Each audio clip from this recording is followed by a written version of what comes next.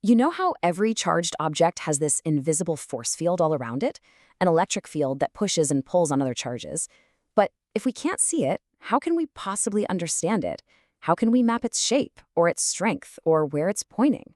Well, that's exactly the challenge we're tackling today: how to visualize the invisible. So that's the big question, right? It sounds kind of impossible, doesn't it? Well, physicists came up with a really clever and surprisingly simple way to map these invisible forces. Let's walk through how they figured it out, starting with their very first attempt. Okay, so the first stab at seeing the field involved just drawing a whole bunch of arrows. It's something we call a vector diagram. So check this out. This is a map of the electric field around one single positive charge. Think of each arrow as showing you what would happen if you dropped a tiny little positive test charge right at that spot. The way the arrow points tells you which way the charge would get pushed, straight out away from the positive center.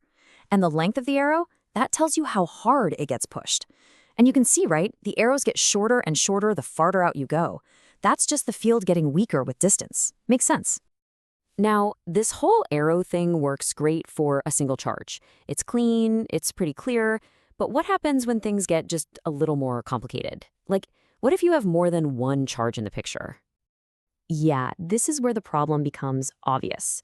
On the left, everything's fine with our single charge.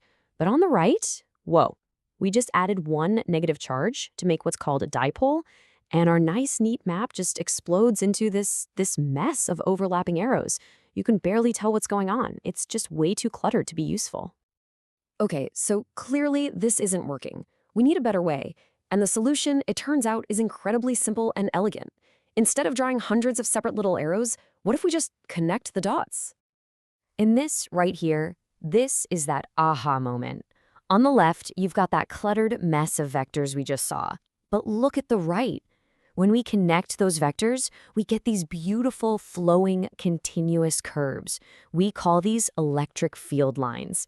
And this new map, it has all the same information as the old one, but wow, it's a million times easier to understand at a glance. Okay, so we've got this awesome new map. How in the world do we actually read it?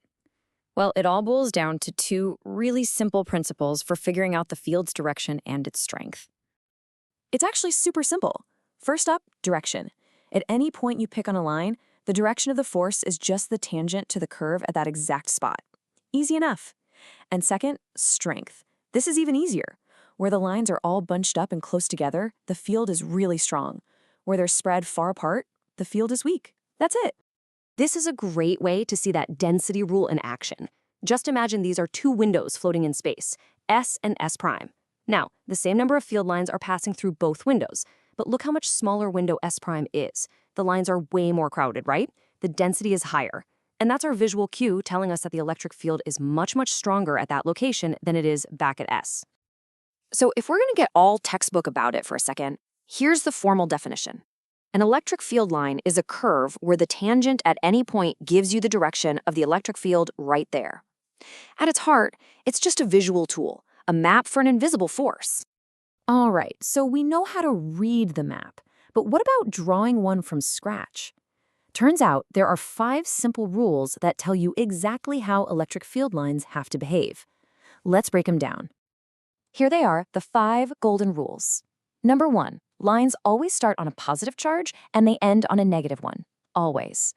2, the bigger the charge, the more lines you draw coming out of it or going into it. So if a charge is twice as strong, you draw twice as many lines. 3 and 4, we already know these. The tangent tells you the direction, and how close the lines are tells you the strength. And finally, number 5, and this is a big one. Field lines can never, ever, ever cross each other. But why? Why is that last rule so important? Well, think about it for a second. If two lines actually crossed, what would that even mean?